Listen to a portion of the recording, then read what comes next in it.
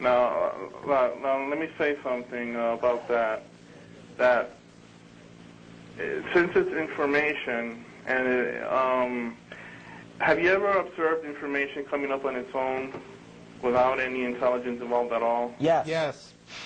And you're going to talk about life. I can give you an excellent example. I ran across this piece of information just a few days ago on the internet. You can look it up. There is, okay, unfortunately I'm not a scientist and I don't have this memorized. I'll give you the bits that I can remember, and I'm sure this is enough to look it up yourself. But there is an enzyme for digesting nylon. Okay? Yeah, I heard of this one, yeah. What's that? You heard of this? Some bug you recently adapted to digest nylon. I know. There you go. Yeah, that's mutation. I don't really have a problem with mutation. I mean, I'm all for that mutation evolution. That mutation led directly to over 2,000 brand new bits of information stored in that creature's DNA, whatever microbe that was. That's what piece of information I don't have for you, right? What single mutation event? It's called flavobacterium. Fantastic, flavobacterium. There is a Wikipedia. What a beautiful, ugly little name. But, there is a Wikipedia page. The entry title is Nylon-Eating Bacteria. One mutation event that led to over 2,000 brand new bits of information encoded in DNA that enabled this thing now to start digesting nylon. Yeah, now that's brand new information. I can give you an analogy that will just totally render that basically, well, not in your favor. Basically, a coder can develop a computer virus, and the virus can mutate on its own. Because he enabled the virus. And? Well, basically you're saying, see, both of them, you haven't really proven to me that that bug, that DNA inside that creature, yeah, it's basically still, that could still be a product of intelligence, because it's already been shown that... Oh, wait, now you've changed it from... Whoa, what happened? Why did I become gigantic? Now you've changed the subject from it's gotta be an intelligence to you admit that it could be an intelligence. Yeah, dude, if you're coming at us with a pre-existing belief that there's an invisible, infinitely powerful creator God, there's nothing we can say to you that will make it impossible, from your perspective, for your God not to be behind any natural phenomenon we describe to you.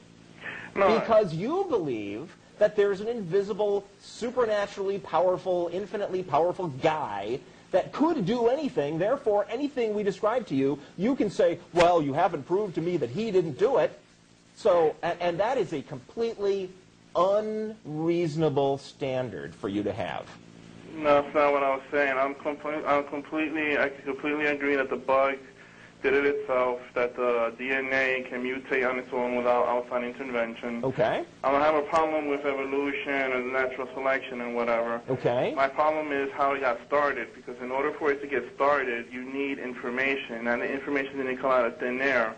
I know about amino acids, how they speculate amino acids got joined into proteins, and the proteins teamed up into parts of the cell, and the parts of the cell teamed up. Okay, so we're back on abiogenesis. Right. Scientists are working on it. We have nothing else to tell you about science's view on that subject than that. Scientists are still working on it. So I ask you, sir, do you have an explanation? Oh, well, of course I do. That's why I'm calling. Obviously, let's hear it. Let's hear it? Yeah, let's hear it. It took intelligence to create the first cell. How do you know this? Because the cell is a working machine, a machine of life. It has parts to it. It's nanotechnology. So what is this intelligence exactly? Well, hold on a second. Wait, I'm sorry. Yeah. You are operating from an a priori assumption that all things in the natural world that have, like, parts and operate according to regulatory systems and stuff, right? That operate in a regulated manner. Let's put it that way. That all those things have to have been created by an intelligence.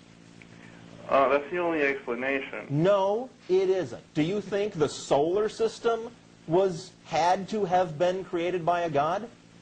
No, The solar system is a great big complex machine with great big physical parts called planets and the sun and moons and asteroids, and there's gravity that's interacting with these things. And simple computer models can show how this complex system can come into existence without any intelligent intervention. Well, so your premise that all things in the natural world that seem to operate in some regulated manner have to have been created by intelligence is wrong. That's not true. So you then have to show not that there's this assumption that we can all make, which that you make, which I've just shown is wrong. You can't just come at us with that assumption. You now have to show that your God did it. Can you show that? Well, you brought up the solar system. You know, a cell is more complicated than a solar system. You know that, right? So there's a cutoff point? What's the cutoff point?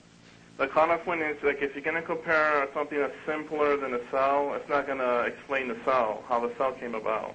There are any number of hypotheses that scientists are exploring right now that involve things much simpler than a simple cell as steps toward the ultimate development of a cell.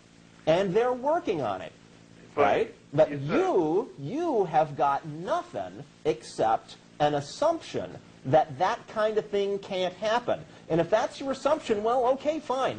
Be happy with your assumption. One of these days, science is going to prove it.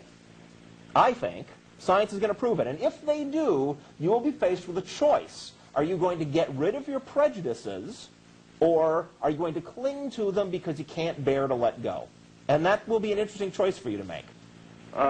Again, the cell is not simple. Obviously, you know. I didn't, but the earliest one would have to be as simple as it could get. Yeah, and there's theories about that. Okay, we've been on this call for about 20 minutes now, and I feel it's my duty as host to keep things moving along. Thank you. But thanks for calling. Feel free to call back another week. Yeah, don't call us with your personal biases about what is and isn't physically possible. No, do call us with that. Well, okay. All right. But when you do, Please do. you can have some of this. Right.